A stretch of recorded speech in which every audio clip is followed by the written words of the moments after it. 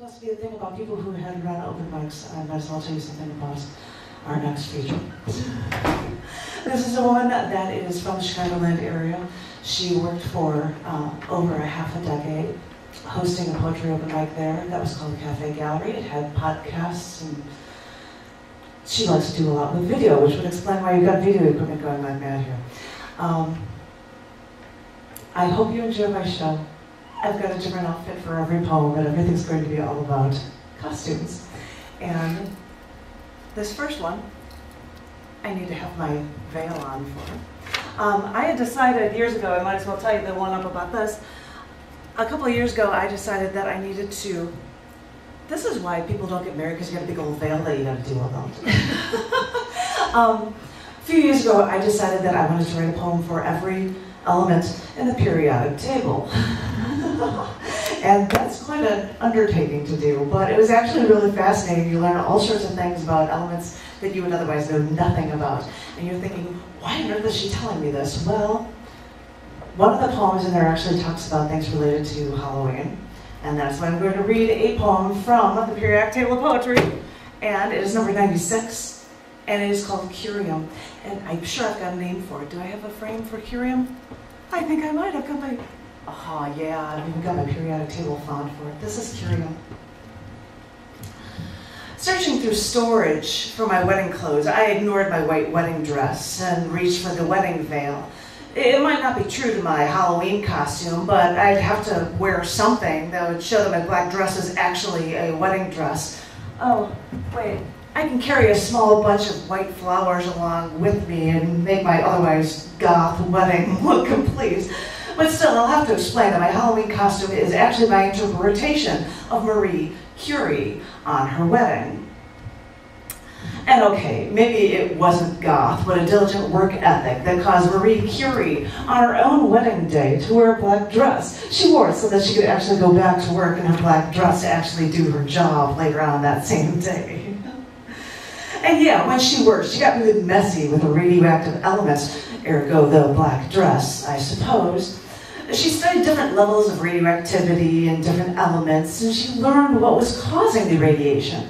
She even coined the term radioactivity, while she discovered two radioactive elements, radium and polonium.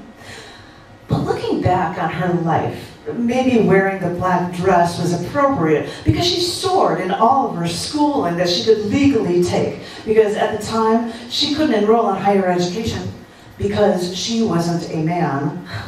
But whenever she would try to, they would try to have places with underground learning for higher education, and she would go to these things in makeshift classrooms that would last only a few days before a government raid would cause the schooling to have to move again.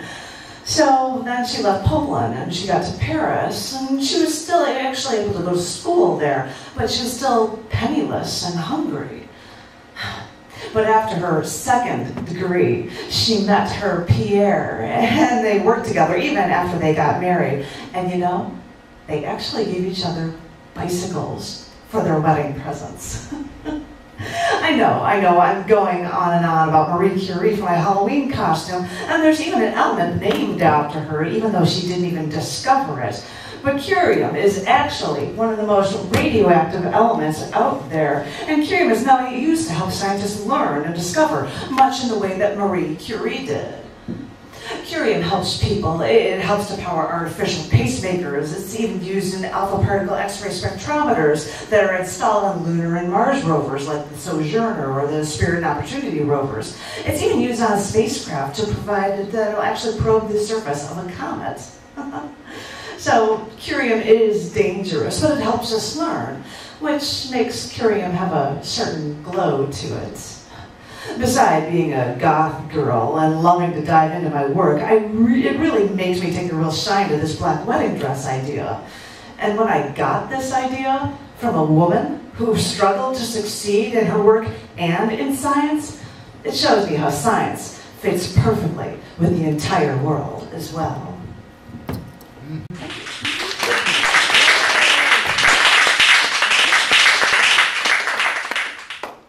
I don't know what outfits I have since I've got so. Oh, I don't think I have anything for this one. I think if I'm just, oh, I should have had my boots. Well, I don't have my boots on, but I had an outfit and I had boots that were perfect for it. So I guess I don't wear the boots now, and I apologize for that. Like you guys know or care. I wrote this one years ago, and it is called This Halloween. This Halloween, I got a costume together. I wore a black page boy wig, a vinyl dress, and matching vinyl boots. It was strange for me. I'm not such an outgoing person. And every time I was left alone at a bar, someone would hit on me. Usually someone ugly. But I didn't tell them to leave me alone. I gave them a fake name, a fake number. And looking back, what made the difference was not wearing the revealing clothes, but wearing a wig and changing my identity. And it's not like I'd do it again, but I have to admit, I really like being someone else for just a little while.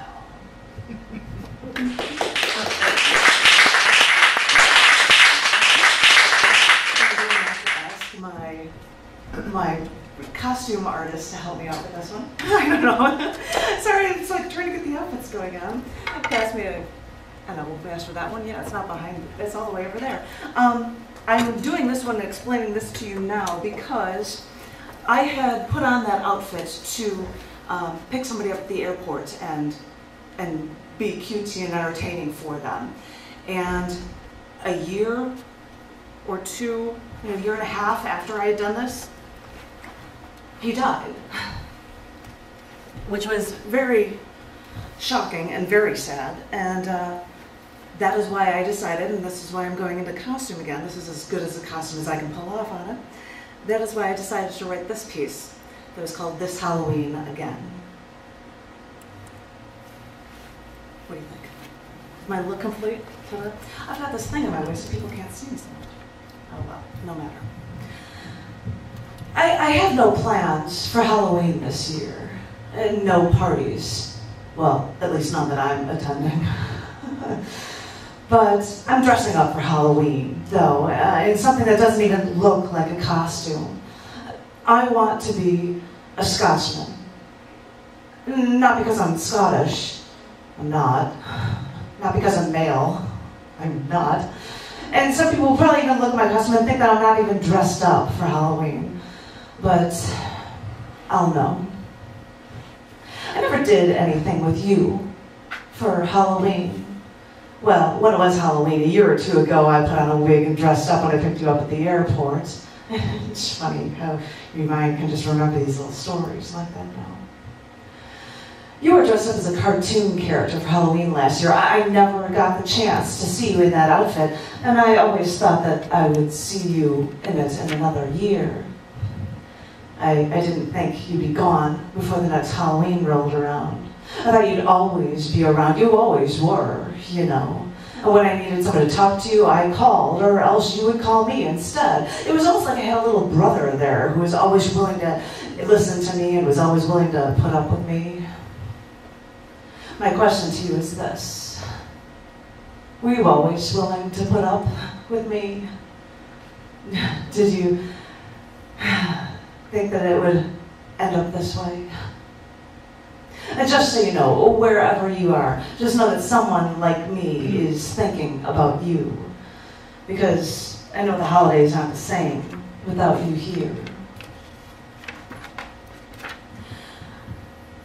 I never thought about dressing up for Halloween or about Scotland or even other countries, but you, well, you were Scottish through and through, and you wanted a kilt, and you wanted the world to know that you were Scottish.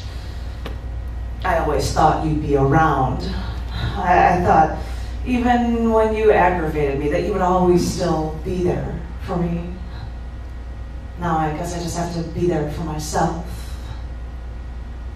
I wonder how lonely people get when they lose someone that they were close to. Do they feel like a piece of them is missing? Well, I do.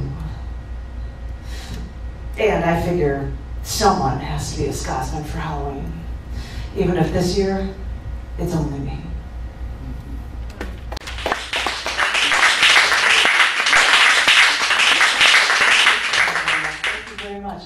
got one more outfit, sorry about that. And we'll see how fun this outfit can get. Huh? I'm gonna book, I'm far away from this. This was from my little thing. Thank you, sir. Oh, and I needed a plaid jacket and everything to make my look complete. And I don't have the other sleeve, so I can't. Hey, a bow tie. Was this your bow tie you wore at your wedding? No? It's a little crooked. Well, so am I, so it seems fitting. And how great, and I've got my mix and plaids and I'm all set. This is my last piece, and thank you very much for tolerating me. This one is called Salesman. The doorbell rang. Who could be stopping by at this hour, I thought. But I put my work down and walked to the door. A man in a plaid suit stood in the entranceway. He had this worn book in his hand. His business suit seemed like a costume and looked comical to this sad clown.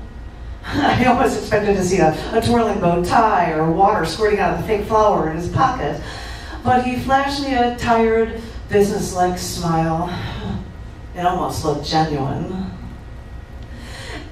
As he rambled on and on, you know, he had glasses too. I might have put glasses on. As he rambled on and on about, well, I don't really know what he said. I don't even know what he wanted. What is he selling, I thought, as my head became dizzy as his words confused me. Try to be nice to this strange man. He knocked on your door and you felt obliged to actually greet him and let him in. It all seemed like nonsense. You listened to his words and you tried to make sense of his nouns and his verbs. And whenever you heard fractions, he mentioned a call to action. I don't like what I hear. But I tried to listen. I wanted to listen. But after a while, I had to hold on to the door frame. I had to keep myself steady while this man's thoughts were trying to knock me down. I finally stopped him. What are you trying to sell me? What are you trying to do? I asked. And he looked at me and he said, I'm trying to sell you an ideology. I'm trying to poison your mind. I slammed the door in his face. Alone, I let go of that door frame. I fell down.